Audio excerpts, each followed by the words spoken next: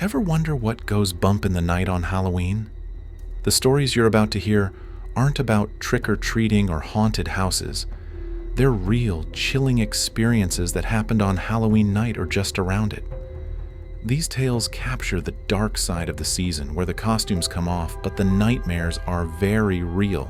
So get comfy, but not too much. You never know what might be lurking just out of sight. If you liked the stories, please subscribe so you don't miss the next one.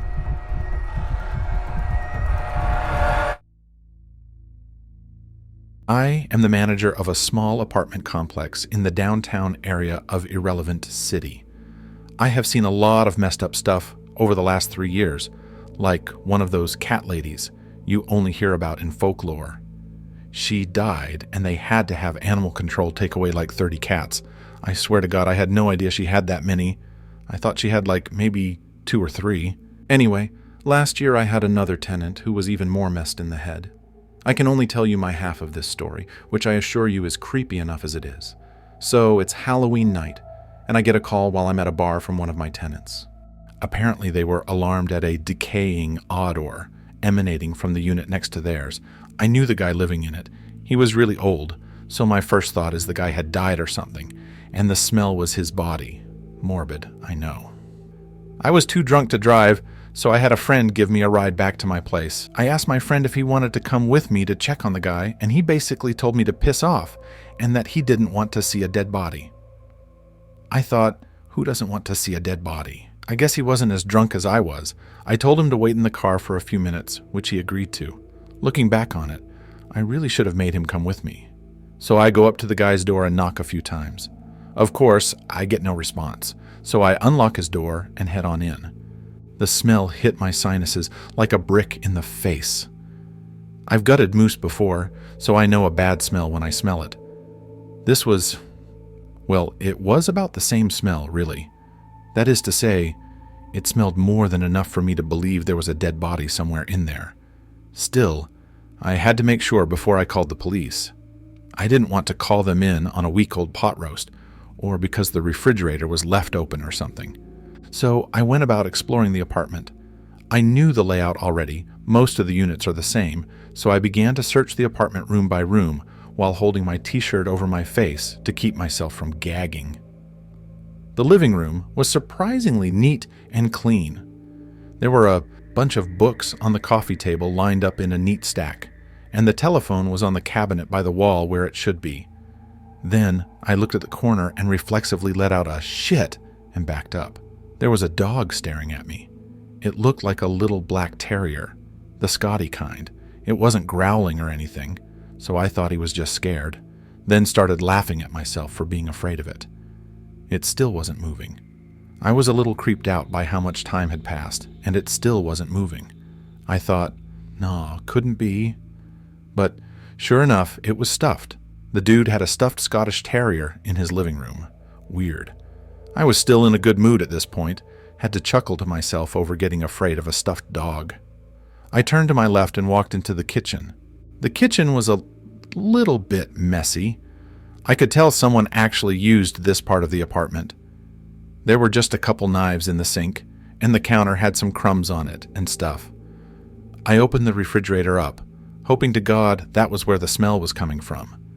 Nope. The refrigerator was completely empty. It looked like the guy hardly even used the apartment. There were almost no personal belongings in the living room or kitchen except for a couple plates and the weird stuffed dog in the living room. So I went back into the living room and holy shit, the dog had moved. Actually, it didn't. There was a second dog behind the couch that I hadn't noticed the first time. Still, it almost gave me a heart attack. This weirdo guy had 2 stuffed dogs in his living room, both watching in different directions. The second dog was not a terrier, by the way. It was a little Shih Tzu or some long-haired little foo-foo dog. I don't know what they're all called. Needless to say, I was WTFing pretty hard at this point, and my heart was beating so fast I could hear it in my ears. Anyway, I worked myself up a bit and went down the hallway and checked a closet. Nope, empty. The smell was definitely getting stronger. Next up was the first bedroom. The smell wasn't so strong in there, so I didn't think I was going to find anything. I should probably point out by now that I had turned on all the lights in the place. I wasn't retarded going around with a flashlight or something. The neighborhood is not so good around here, so I'm always on guard for people jumping out. So I flick on the light in the bedroom, and it's pretty messed up. The mattress had been taken off of the bed, and the sheets were all torn up. There were a load of holes and scratches in the wall, which were at chest level, so they were most likely from punching and scraping with a knife or something. Most disturbingly, there was a load of red stains on the carpet. They looked a lot like wine stains. I was drunk, so blood was not the first thing to pop in my mind. All I remember thinking at this point is, forget about the deposit. This guy is about to get hit with a massive charge. The whole experience of being in this apartment was starting to get at me, though.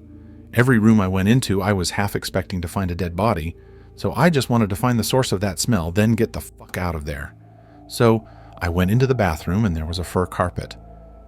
Except it wasn't a carpet, it was like 20 different little furs all laid out on the floor.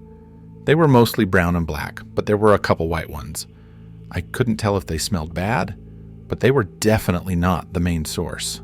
I went down the hall to the second bedroom, timidly muttering stuff like, "Mr. Sherman, are you in here?" I started out in a good mood, but after getting startled that hard twice in a row, my adrenaline was going. It felt like a horror movie. Anyway, I went into the bedroom and sure enough, there he was, dead. He was lying face down on his bed with his knees on the floor and his pants off. I got the hell out at that point and told my friend in the car what I saw. Of course, he didn't believe me until the police I called showed up. I never got to see the worst part. One of the cops told me about it. Apparently, this dude was a veterinarian and had been taking home all the dead bodies of animals he'd put down. He had made a fetish of skinning them all and just throwing the skinned bodies into the tub in the second bathroom. I guess the first bathroom was too good for that, so that's where he kept the furs. The absolute worst part? The guy died of a heart attack while using the intestines of one of the animals as part of his twisted fetish. He'd made a habit of using their guts like makeshift toys, just letting them pile up in the bathtub when he was done. In the end, the $500 deposit barely scratched the surface of the damage to the apartment, or the emotional trauma he left behind for me, the apartment manager.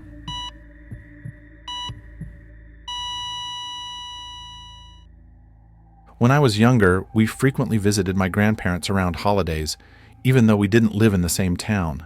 My aunt lived 2 houses down from my grandparents. The lady in the house between was creepy. She was a large woman, over 6 feet. She wore logging chains around her neck, a dress, and work boots. The only time I remember seeing her outside was either in her garden in the back or when she was washing the outside of her house, scrubbing the actual building. She did this often. During these times, she would yell at us kids and call us all kinds of things. She would tell us the devil would be coming for us. The adults told us to leave her alone and to avoid her. We would run the distance between my aunts and my grandparents because when you passed by, she was watching out the windows.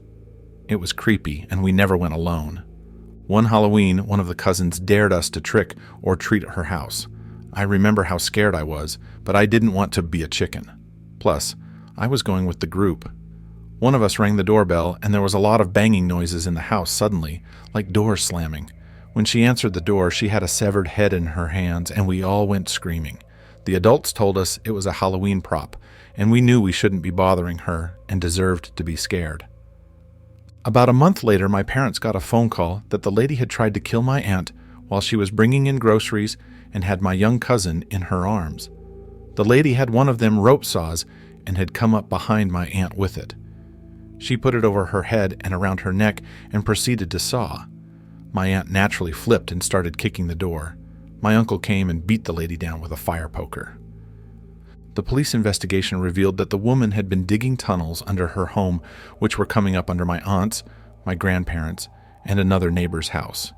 She had been bringing the dirt up and putting it in the raised beds of the gardens. She also had an underground shrine of some sort, with a severed woman's head at its center. The police never determined who the head belonged to. My aunt survived, but has a long scar across her neck.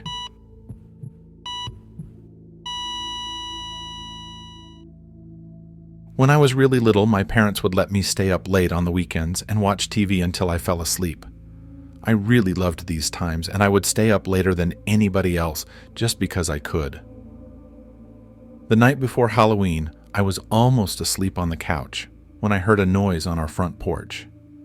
It was the sound of our old-fashioned porch swing moving back and forth. I was a little scared, so I crept toward the bay windows of my living room and peeked out towards the porch. Sitting on my front porch swing was an older woman, probably in her 50s, wearing nothing but a nightgown, covered in blood, and holding a huge kitchen knife. I flipped out immediately and ran screaming into my parents' room, but was too terrified to form words. My parents saw that I was upset, but when I finally was able to tell them what I saw, my dad got really angry and told me that it was just a dream and to go back to bed. I refused and kept crying and screaming until he had had enough and snatched my arm and dragged me towards the front door to prove that nothing was there. I kicked and screamed all the way trying to make him stop, but he kept pulling me. Finally, we got to the door. He unlocked it, swung it open, and said, "See, there's nothing there." To this day, I have never seen the look of fear and shock that was on his face when that woman turned and stared at both of us and slowly stood up with the knife. She was just standing there on the porch, totally covered in blood, like all over her clothes and hands, and holding this huge knife. The weirdest part? She was smiling, this super creepy smile, like she knew something awful, and her eyes were wide open, barely even blinking. I couldn't tell if the blood was hers, but her clothes were soaked in it. My dad slammed the door shut and got my mom to call the police while he went and got his gun. He went back to the door with his hunting rifle and cracked the door enough to stick the barrel out. He asked her what she was doing, and she said somebody killed her husband, but it wasn't her. My dad told her that the police were coming, and she freaked out, grabbed the knife, and walked away. My dad then called and warned my crazy uncle, who lived next door, what was happening. Apparently, he waited on his front porch with his shotgun when she walked by. He pointed it at her and just said, "Don't." The police found her 15 minutes later trying to break into one of our neighbors' houses. My mom said they never really found out the whole story, but apparently she was crazy and off her medication. Her and her husband got into a fight, and she tried to attack him with the knife, but didn't seriously hurt him. When he got her out of the house, she cut herself with the knife, either trying to commit suicide or make it look like her husband did it. The police never talked to us about it, so that's just what my parents heard from the woman's neighbors.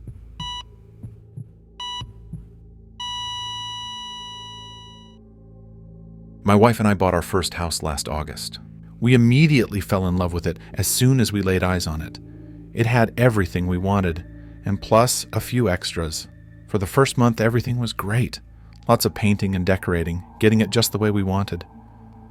Then, weird things started to randomly happen.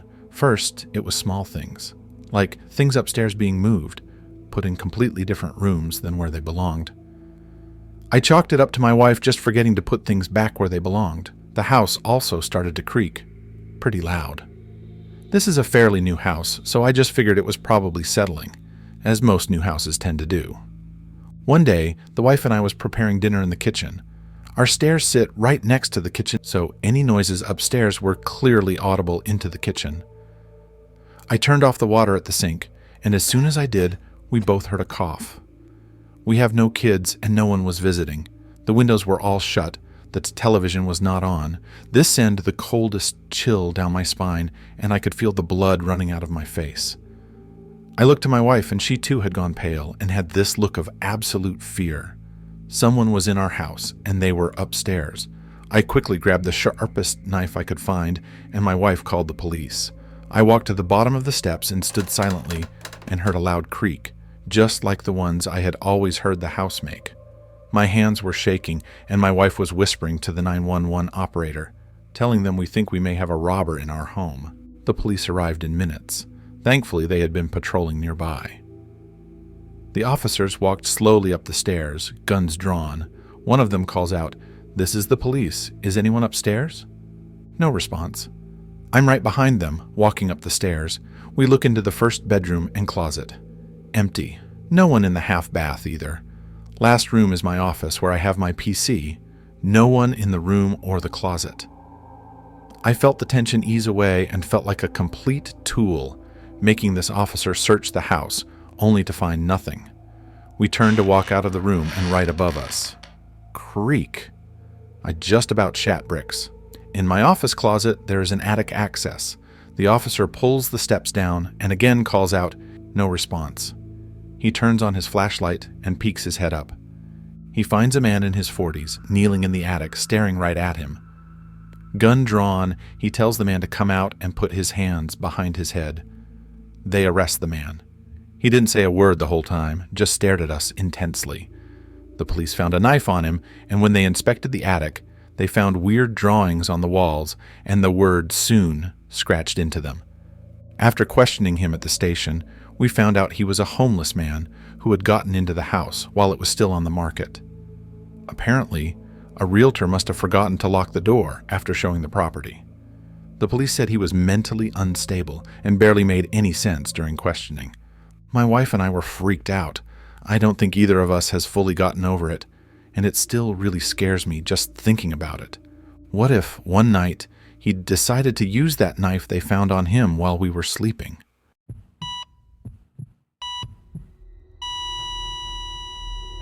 Thanks for joining me on this eerie journey into Halloween's darker side. If these stories sent shivers down your spine, don't forget to like and subscribe for more chills, and share your own spooky experiences in the comments below. I'd love to hear what frightens you. Until next time, stay safe and remember, not everything that goes bump in the night is just a trick or treat.